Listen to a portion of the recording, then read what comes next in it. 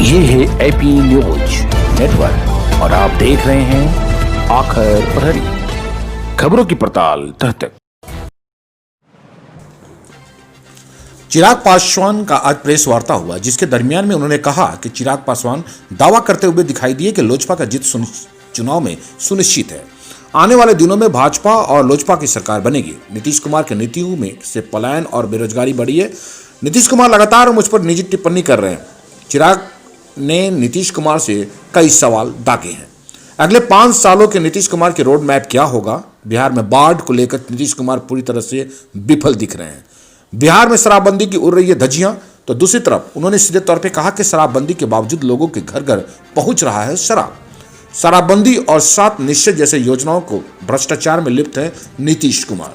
बिहार का सबसे भ्रष्टाचारी मुख्यमंत्री अभी तक अगर देखा गया है तो नीतीश कुमार को उन्होंने सीधे तौर पे निशाना साधते हुए दिखाई दिए। ये तेजस्वी के सामने भी होते हुए दिखेंगे, लालू जी के सामने भी जाएंगे, रांची तक चले जाएंगे नतमस्तक होने के लिए, क्योंकि उनको पता चलेगा कि इसमें एनडीए में तो अब इनका गुजारा हो नहीं रहा, यहाँ पर इनकी सरकार बनेगी नहीं, पुनः मुख्यमंत्री बनेंगे नहीं, तो रांची जाएंगे सीधा भागे भागे। और जो तस्वीरें आज हम लोग देखते हैं कि प्रधानमंत्री जी के सामने हाथ जोड़कर वो खड़े हुए हैं, ऐसी तस्वीरें हम लोग रांची की देखेंगे। तो जो मुख्यमंत्री बिहार में भ्रष्टाचार को नियंत्रित नहीं कर पा रहा, जो मुख्यमंत्री केंद्र सरकार से बिहार में योजनाओं को लागू नहीं कर पा रहा, जिसकी वजह से युवा से लेकर हर वर्ग का व्यक्ति इनसे परेशान है। महिलाओं के लिए ये बड़ा बोलते थे शराबबंदी, तो कौन परेशान है भैया? सबसे ज्यादा ये बड़ा बोलते थे कि हमने युवाओं के लिए किया, पलायन में आज की तारीख में सबसे ज्यादा कौन परेशान है? युवा आज की तारीख में आपसे परेशान है, महिलाएं आपसे आज की तारीख में परेशान है। स्वास्थ्य सेवाओं को लेकर बुजुर्गों को देख लीजिए, भागे रहते हैं दिल्ली बॉम्बे अपना इलाज कराने के लिए। तो आज की तारीख में अंत में बस इतना ही मैं आप लोगों को बोलूंगा कि अगली 10 तारीख को ये तमाम बातें जनता याद रख रही है। लॉकडाउन में आपने जनता के साथ क्या किया, किस तरीके से आपका बर्ताव था कोरोना काल को लेकर, क्यों हमारे प्रधानमंत्री जी को ट्वीट करना पड़ा कि आप यहाँ पे टेस्टिंग बढ़ाइए। प्रधानमंत्री जी का वो ट्वीट जिस पर ये बहुत ज्यादा परेशान हो गए थे और इन्होंने प्रधानमंत्री जी को कालिदास तक इनके नेताओं ने कह दिया था, वो ट्वीट प्रधानमंत्री जी ने इसीलिए किया था ना क्योंकि आप सक्षम नहीं थे ढंग से यहाँ पर टेस्टिंग कराने के लिए। आप रैपिड एंटीजन से करा रहे थे, आरटीपीसीआर। बिहार पहला ऐसा प्रदेश है जो कि भैया 90% हम लोग रैपिड एंटीजन से टेस्ट करा रहे हैं और आरटीपीसीआर मात्र 6%, 8%, 10% के आसपास उसकी जांच हो रही थी। मुख्य प्रधानमंत्री तक को उसके ऊपर ट्वीट करना पड़ा और कहना पड़ा कि भैया जो राज्य ऐसे हैं जिनमें टेस्टिंग सबसे कम हो रही है, उसमें बिहार को आपने नंबर 1 पर आपने ला के रख दिया। तो जो मुख्यमंत्री बिहार में भ्रष्टाचार को बढ़ावा दे रहा हूँ, लॉकडाउन में बिहारियों को अपने प्रदेश नहीं आने देना चाह रहा हूँ। मैंने वो कल ट्वीट भी किया जिस तरीके से शर्मनाक बयान हमारे मुख्यमंत्री जी का आया था और उन्होंने कहा था कि कोई भी बिहारी को बिहार की सीमा में नहीं घुसने दिया जाएगा। हर बिहारी इन बातों को याद रख रहा है, कोई इन बातों को भूला नहीं है, भले वो कोरोना काल की बात हो। कोई इस बात को भी नहीं भूला कि किस तरीके से मेरे पिताजी रामविलास पासवान जी ने लगाकर कोरोना काल में लगभग 14.5 लाख के करीब जो लाभार्थियों की सूची एक लंबे समय से पेंडिंग चल रही थी, जिनके राशन कार्ड बनने बाकी थे और जो पिछले एक लंबे समय से सालों से राज्य सरकार यहाँ से सूची बनाकर नहीं दे रही थी, उस वक्त भी वो विवाद आप लोग के सामने आया था, जब बाबा निरंतर यहाँ पर राज्य सरकार को प्रेशराइज करते थे कि भैया अब लॉकडाउन चल रहा है, आप तो कम से कम आप लाभार्थियों की सूची दें ताकि उनको इस योजना का लाभ हो, क्योंकि कई ऐसे लोग हैं जिनके घर में खाने की भी व्यवस्था नहीं है, उनका रोजगार रुक गया, कमाई का उनके साधन बंद हो गए, तो कम से कम राशन तो उनको मिले। 15 लाख के करीब ऐसे लाभार्थियों की सूची बाकी थी, उस पर भी यहाँ से राज्य सरकार की तरफ से जिस तरीके से ढिलाई बढ़ती गई, राशन कार्ड बनवाने में जिस तरीके से यहाँ पर ढिलाई बढ़ती गई, ये तमाम चीजें जनता के सामने है। और मुझे खुशी है कि जब मैं अपने चुनाव प्रचार में जाता हूं तो जनता इन सारी बातों को भूल ही नहीं है। आज जब आखिरी दिन है चुनाव प्रचार का, मैं आप सबके माध्यम से मैं बिहार की जनता से आग्रह करूंगा कि इन तमाम चीजों को अपने संज्ञान में रखें, भ्रष्टाचार को सबसे ज्यादा ध्यान में रखें। कोई ऐसा क्षेत्र नहीं है, 7 निश्चय हो, शराबबंदी हो, बाढ़ हो, कोई ऐसा क्षेत्र नहीं है जहां पर मुख्यमंत्री ने भ्रष्टाचार नहीं किया। मुझे लगता है बिहार के इतिहास में सबसे भ्रष्टाचार करने वाला कोई, सबसे भ्रष्टाचारी मुख्यमंत्री कोई होगा तो मौजूदा मुख्यमंत्री नीतीश कुमार जी होंगे। और मैं जो फर्स्ट टाइम वोटर्स हैं उनसे मैं आग्रह करूंगा कि भाई हम लोगों को नहीं पता, और आप लोगों को तो खासतौर पर नहीं पता, जो बार बार ये बोलते हैं कि 15 साल पहले जंगल राज था, 15 साल पहले जंगल राज था। हम लोगों ने जो देखा, आपके 15 साल हम लोगों ने देखे, आप अपने पहले 15 साल का हिसाब दीजिए। मैं जब दिल्ली में था, मुंबई में मैं काम कर रहा था, तो वहां पर जब मुझे बिहारी कहकर जब अपमानित किया जाता था, तो उस वक्त बिहार के मुख्यमंत्री नीतीश कुमार जी आप थे। जो फर्स्ट टाइम वोटर है उसने आपके 15 साल देखे हैं, और इसीलिए मैं फर्स्ट टाइम वोटर से मैं आग्रह करूंगा कि आप सब एकजुट होकर, एकत्रित होकर इन तमाम विषयों को आप लोग दिमाग में ध्यान में रखें, और सिर्फ डेवलपमेंट को एजेंडा बनाकर, रोजगार को, पलायन रोकने को लेकर, स्वास्थ्य शिक्षा को बेहतर करने को लेकर, उसको आप लोग एजेंडा बनाकर आप लोग अपना मतदान करें। और मैं पुनः तमाम बिहार वासियों से, बिहारियों से मैं ये आग्रह करूंगा, बिहार फर्स्ट, बिहारी फर्स्ट जिस तरीके से आप लोगों के सामने हम लोग लेकर आए, उसमें शायद ही बिहार की कोई एक ऐसी समस्या हो जिसका हम लोगों ने प्रमुखता से उसमें जिक्र ना किया हो, जिसमें बाढ़ भी है, स्वास्थ्य भी है, शिक्षा भी है, रोजगार भी है, पलायन भी है। सारी समस्या हर उस व्यक्ति जिसने Bihar first, Bihari first vision document को पढ़ा होगा, शायद ही कोई निवेश कैसे बढ़ाया जा सकता है, राजस्व हम लोग कैसे बढ़ा सकते हैं, पर्यटन को हम लोग कैसे बढ़ावा दे सकते हैं, हर क्षेत्र का हम लोगों ने उसमें प्रमुखता से हम लोगों ने जिक्र किया। पुनः दोहराऊंगा, एक भी वोट जो जनता दल यूनाइटेड के प्रत्याशी को जाएगा वो बिहार को बर्बादी की कगार पर लेकर जाएगा। कल को अगर आप लोग चाहते हैं कि आपके बच्चों को बिहार छोड़कर नहीं जाना पड़े, मैं दावे के साथ कह सकता हूं, जितने मेरे पत्रकार साथी यहाँ पर मौजूद हैं, कल वो आप लोगों की पहली प्राथमिकता होगी, आपके बेटा हो, बेटी हो, जो भी थोड़ा सा भी पढ़ लिख जाएगा, पढ़ाना लिखना चाहेंगे, आप उसको सीधा दिल्ली भेजेंगे, मुंबई भेजेंगे। 10वीं के बाद तो गलती से भी कोई यहाँ पर रखना नहीं चाहेगा, सीधा बाहर भेजेंगे और वो वहां पर जाएगा, वहीं पर उसके बाद पढ़ाई कंप्लीट करेगा, उसके बाद रोजगार करेगा, उसके बाद वहीं पर शादी करेगा, बच्चा करेगा, और बुढ़ापे में जब आप लोगों की तबीयत खराब होगी तब यहाँ पर आया करेगा आपका हालचाल जानने, या होली, छठ, दिवाली पर आया करेगा हालचाल जानने। बिहार से इस पलायन की व्यवस्था को, ये जो सिस्टम बन गया है, इस सिस्टम को रोकने के लिए जनता दल यूनाइटेड के प्रत्याशियों का हारना बहुत जरूरी है। मौजूदा मुख्यमंत्री नीतीश कुमार जी का हारना बहुत जरूरी है। इनकी वजह से बिहार बर्बाद हुआ, भ्रष्टाचार में डूब गया, बिहार की बिहारियों को पलायन के लिए मजबूर किया गया।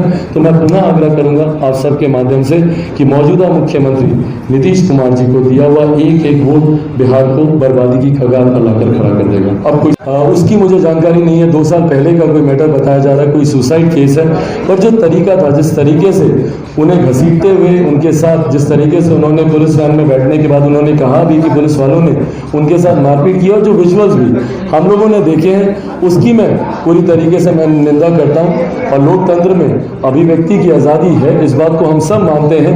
पत्रकारिता को हम लोगों ने लोकतंत्र का चौथा स्तंभ हम लोगों ने माना है, तो उसमें अगर कोई विंडिक्टिव होकर अगर आपके ऊपर कार्रवाई करता है तो ये गलत है। एक शराबबंदी को लेकर आपने कहा कि शराबबंदी बिल्कुल फेल है, लेकिन जेडीयू के कई नेता आप पर कह रहे हैं कि शायद उनको कमी है जानकारी की, डोमेस्टिक वायलेंस कम हुआ है, क्राइम परसेंटेज कम हुआ है, तमाम बातें गिनवा गई है प्रेस कॉन्फ्रेंस के दौरान। चिराग पासवान इसको कैसे लेते हैं? सपनों में कम हुआ है, उनके सपने देख रहे हैं ये सारी बातें। भाई कहाँ पे कम हुआ है? एक व्यक्ति आप ही में से मुझे कोई बता दीजिए ना, ईमानदारी से आप में से मुझे कोई एक व्यक्ति बता दे कि क्या शराब नहीं मिलती क्या? चिराग जी, एक सवाल है सर, सवाल ये है कि आपने तो कंफर्म कर दिया कि आपकी और भाजपा की सरकार बनने जा रही है, मुख्यमंत्री का चेहरा किसको आप देख रहे हैं? देखिए, 2-3 नाम है हम लोग के जहन में। मुझे लगता है गठबंधन के भीतर उसकी चर्चा करने से पहले सार्वजनिक तौर पर उस नामों का खुलासा करना मुझे नहीं लगता गठबंधन दर के लिए उचित है, और हमारे तमाम जीते हुए विधायक भी आएंगे, उनसे भी चर्चा होगी। सर, ये गठबंधन के जो भी आप नाम जो बता रहे हैं, ये बिहार के नेता होंगे मुख्यमंत्री के चेहरे के रूप में कि केंद्र के होंगे? भाई अब समय कितना बच गया है, कितना समय बच गया है? मात्र 5 दिन। The countdown begins, 5 4 3 2 1। मुख्यमंत्री की विदाई और एक नई सरकार का आगमन, सिर्फ 5 दिन।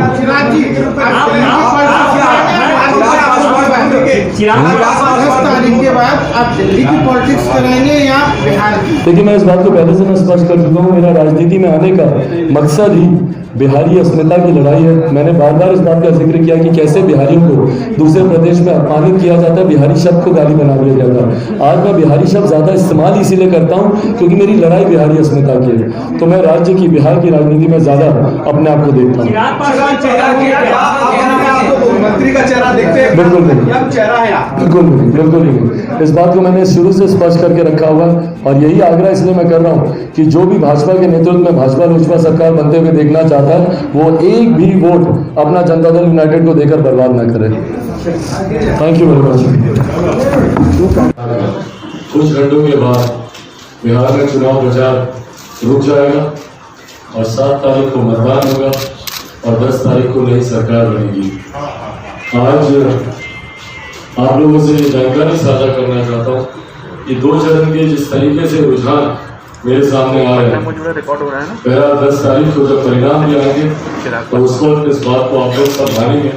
आज अगर मैं कहूँगा तो लगेगा कि मैं अपनी पार्टी या अपने गठबंधन को लेकर ज़्यादा उत्साहित हो रहा हूँ, पर हाँ इतना स्पष्ट है कि जिस तरीके से लोक जनशक्ति पार्टी के तमाम कार्यकर्ताओं में खुशी की लहर है 2 चरण के बाद और जिस तरीके से प्रत्याशियों में उत्साह देखने को मिल रहा है, तो एक बात स्पष्ट है कि लोक जनशक्ति पार्टी के अधिकांश प्रत्याशियों की पहले चरण दूसरे चरण, और क्योंकि मैंने पूरा सर्वे लेकर पूरा फीडबैक इसका मैंने लिया है तमाम प्रत्याशियों का, अधिकांश सीटों पर हम लोग की जीत सुनिश्चित है और कई जगह ऐसी हैं आप सबकी भी जानकारी में है जहां पर मुकाबला अब सीधा लोक जनशक्ति पार्टी से ही है।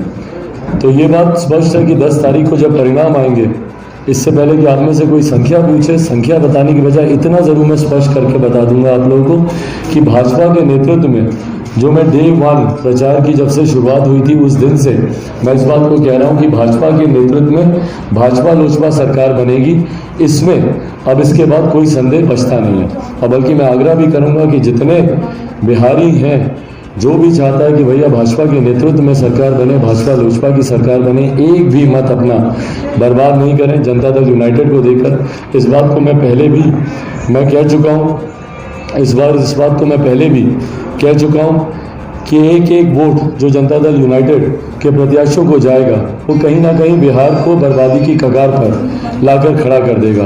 पहले ही पलायन की समस्या से हम लोग इतने ज़्यादा परेशान हैं। पिछले 15 सालों में जिस तरीके से मुख्यमंत्री नीतीश कुमार जी की नीतियों की वजह से बिहार से पलायन और ज़्यादा बढ़ा है, जिस तरीके से मुख्यमंत्री जी के कारण से बिहार की व्यवस्था और ज़्यादा खराब हुई है, उसी वजह यही तमाम चीज़ें कारण हैं कि आज की तारीख में जनता दल यूनाइटेड के तमाम प्रत्याशियों से और मौजूदा मुख्यमंत्री नीतीश कुमार जी से जनता का विश्वास, बिहारियों का विश्वास पूरी तरीके से उठ चुका है।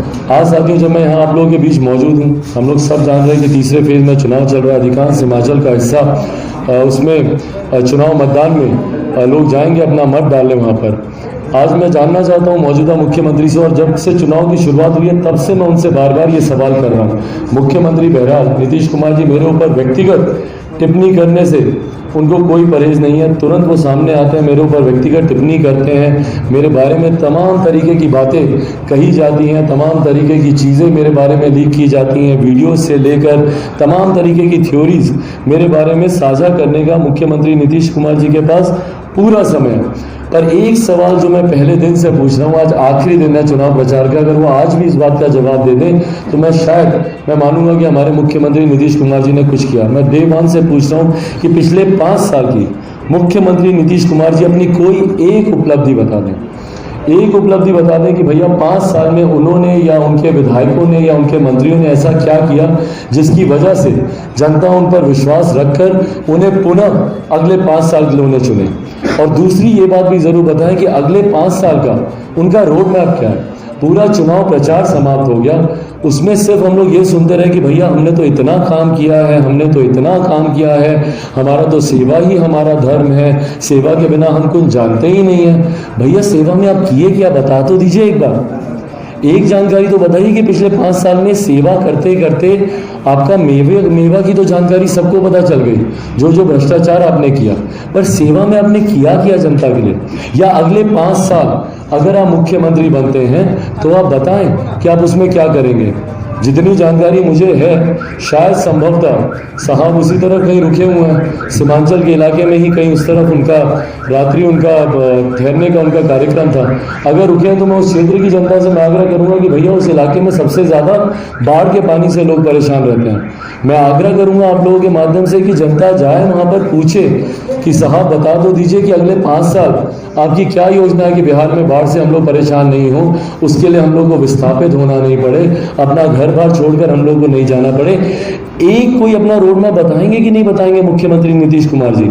मैं जनता से मैं आग्रह करूंगा कि साहब के पास जाएं और साहब से जानकारी लें, अगर साहब मिलने की इजाज़त देते हैं। क्योंकि मुख्यमंत्री आखिरी बार जनता से कब मिले थे या जनसंवाद उन्होंने कब किया था, जनता के बीच वो कब गए थे, इस पर भी बहुत बड़ा प्रश्न चिन्ह है। जनता से संवाद करने में बहुत ज़्यादा वो विश्वास रखते नहीं है, और यही कारण है कि मंच के सामने भी सोचिए, जो व्यक्ति चुनाव प्रचार के दौरान जनता से संवाद करना उचित नहीं समझे, जब आज चुनाव प्रचार के लिए आप जा रहे हैं मंच के सामने, अगर आपका विरोध हो रहा है, इस तरीके से आपका रिएक्शन आता है, क्यों नहीं आप उनको बुला के आप पूछते कि भैया बताइए क्या समस्या है, क्यों तुम इतना नाराज हो, क्यों तुम इतना परेशान हो? अगर महंगाई समस्या है तो बात कीजिए ना उससे, बताइए कि नहीं अगर मैं दोबारा सरकार में आऊँगा तो ये कारण होंगे जिसकी वजह से इन्फ्लेमेशन कम होगा, जिसकी वजह से महंगाई को हम लोग नियंत्रित कर पाएंगे। उल्टा सामने वाले को उकसाना, फेंको और फेंको, जिस तरीके से ये किया गया मैं उसका भी मैं समर्थन नहीं करता हूँ। और मैं मानता हूँ कि बिहार की जनता के पास आज की तारीख में जब चुनाव की प्रक्रिया चल रही है, सबसे बड़ी ताकत बिहारियों के पास मतदान की है। आपका आक्रोश है मुख्यमंत्री जी के प्रति, जो कि स्वाभाविक है और जो कि अब सबकी जानकारी में भी है, ये कोई हिडन अब बात नहीं रही। सबको पता है कि मुख्यमंत्री जी के खिलाफ एक सुपर अंडरकरेंट चल रहा है, उनके खिलाफ एक मेजर आक्रोश जनता के बीच चल रहा है। पर आक्रोश को मतदान के माध्यम से दिखाइए, इस तरीके से मुख्यमंत्री जी के ऊपर शारीरिक हमला करना, इसका मैं पक्षधर नहीं हूँ, इसके मैं पक्ष में नहीं हूँ। बट हाँ, अगर जनता इस तरीके से आक्रोश दिखा रही है तो उनको सीधा ये बोलना कि अरे तुम लोग चले जाओ सभा से, तुम लोग जाओ भागो यहाँ से, क्या है तुम लोग मुट्ठी भर लोगों क्या करोगे? भाई ये मुट्ठी भर लोग इकट्ठे होते आज इतनी बड़ी ताकत बन गए हैं कि अगली 10 तारीख को आपको एक अनन्य मार्ग से आपको घर खाली करना पड़ेगा। ये मुट्ठी भर लोगों की ताकत इकट्ठी हो चुकी है।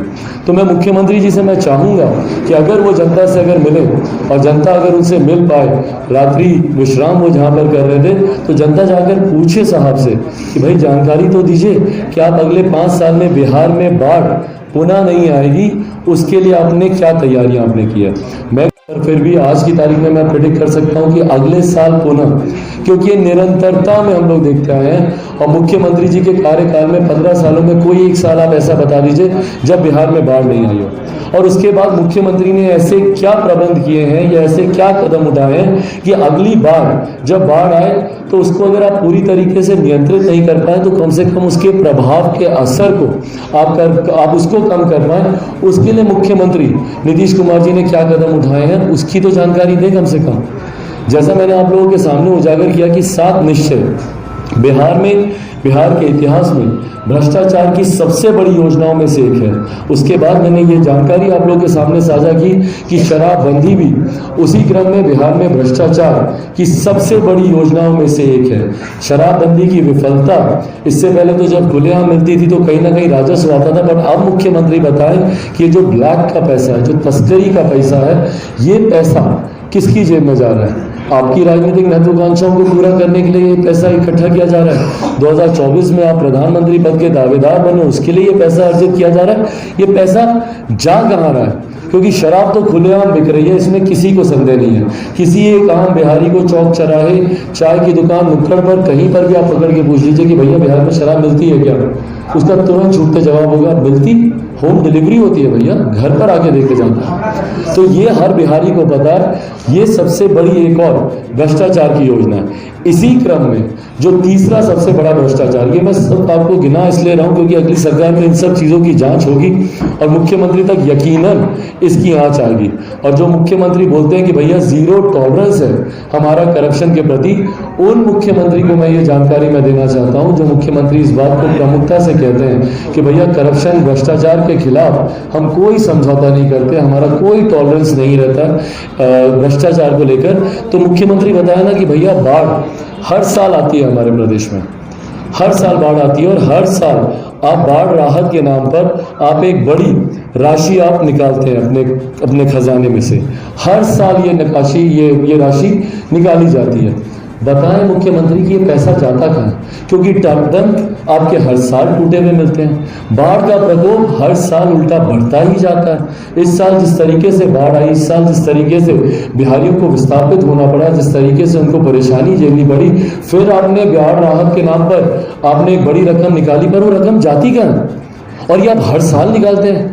भैया ताजुब होता है मुझे कि बिहार एक ऐसा प्रदेश बन गया है जहां पर हर साल बाढ़ के लिए आप रकम निकाल के देते हैं, और उसके बाद हर साल बाढ़ की वही हालत होती है, वही स्थिति होती है। एक बरसात में फिर आपके तटबंध टूट जाते हैं। तो ये पैसा जाता क्या है साल दर साल?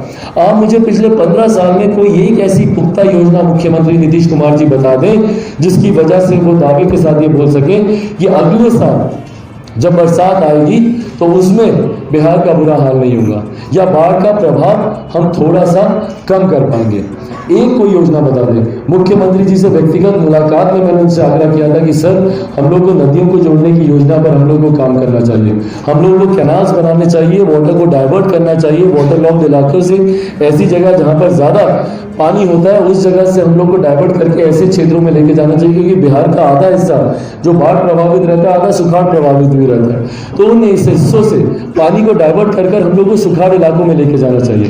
पर पिछले 15 सालों से मुख्यमंत्री इसके ऊपर हाथ पर हाथ धरकर बैठे हुए हैं। हर साल एक बड़ी राशि वो निकालते हैं बाढ़ राहत के नाम पर। अब वो पैसा किसकी जेब में जाता है, वो पैसा कहाँ इस्तेमाल किया जाता है, ये तमाम चीजें भी जांच का विषय है। तो जैसा मैंने कहा कि 3 भ्रष्टाचार की जो मुख्यमंत्री सुशासन बाबू के नाम से अपने आप को कहलवाना पसंद करते हैं, जो मुख्यमंत्री नीतीश कुमार अपने ऊपर गर्व इस बात का करते हैं कि भैया मेरे रहते हुए तो बिहार में कभी भ्रष्टाचार ही नहीं हो सकता, तो बताया ना कि आज आयकर के जो छापे हो रहे हैं, ये पैसा किसका मिल रहा है?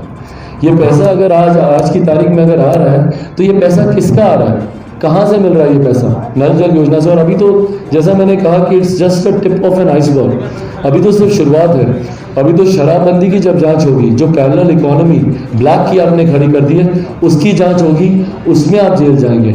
उसके बाद इसकी भी जांच की जाएगी कि बाढ़ से भाई परमानेंट सोल्यूशन आप बताएंगे कि नहीं बताएंगे? कल को नई सरकार आएगी, मैं तो बोल रहा हूँ कि मैं आपको परमानेंट सोल्यूशन मैं करके दूंगा। ये प्राकृतिक आपदा है, आप इसको संभवतः शायद पूरी तरीके से आप इसको नियंत्रित नहीं कर सकते, बट इसका प्रकोप कम हो, इसके प्रभाव कम हो, उसके लिए तो कम से कम आप काम कर सकते हैं। आप कैनाल्स बना सकते हैं, आप डैम्स का कंस्ट्रक्शन कर सकते हैं, आप नदियों को जोड़ने की योजना पर आप काम कर सकते हैं, जो कि मुख्यमंत्री ने पिछले 15 सालों में एक बार भी नहीं किया। तो आज मैं जरूर चाहूंगा कि जहां जहां पर भी इनकी सभाएं हो, जनता इनसे जरूर इस बारे में सवाल पूछे, इनसे संभवतः हो तो मिलकर इनसे इस बारे में सवाल पूछे। और कुछ दिनों पहले मैंने एक विषय और उठाया था जिस पर मुख्यमंत्री जी का बार बार जो इस तरीके के जवाब देते हैं कि अरे ये लोग तो कुछ जानता ही नहीं है, ये लोग तो पढ़ता ही नहीं है, इन लोगों को तो कुछ आता ही नहीं है। जो युवा बिहारियों पर मुख्यमंत्री बार बार टिप्पणी करते हैं कि बिहार के जो युवा हैं वो एकदम मूर्ख होते हैं, उनको कोई जानकारी नहीं होती, अनुभवहीन होते हैं। आपके पास इतना अनुभव है तो बताया ना मुख्यमंत्री जी कि भैया आज भी 5-5 साल 6-6 साल हम लोग को डिग्री मिलने में क्यों लगता है? वहां से जवाब आता है, कहा जाता है कि भैया ये तो राज्यपाल के अंतर्गत का मामला है, मुझे इन लोगों को तो मालूम ही नहीं है, ये लोग तो कुछ जानता ही नहीं है, किससे सवाल पूछ रहा है? तो भैया अगर राज्यपाल के अंतर्गत आता है तो राज्यपाल क्या दूसरे देश में रहते हैं कि दूसरे प्रदेश में रहते हैं या दूसरे ग्रह पे रहते हैं? कहाँ रहते हैं राज्यपाल? या उनकी और एक अनन्य मार्ग के बीच में 500,000 किलोमीटर की दूरी है, कितने दूर रहते हैं भैया राज्यपाल?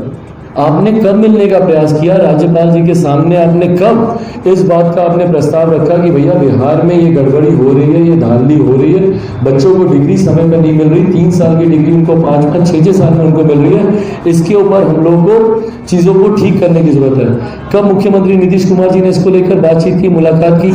या जिस तरीके से यहाँ पर कॉलेजेस की हालत है, जिस तरीके से स्कूल शिक्षकों की हालत है, क्या ये भी राज्यपाल ही सुधार करेंगे? इसका शिक्षकों की भर्ती भी आगे राज्यपाल ही करेंगे या सारी चीजें केंद्र सरकार ही करेगी?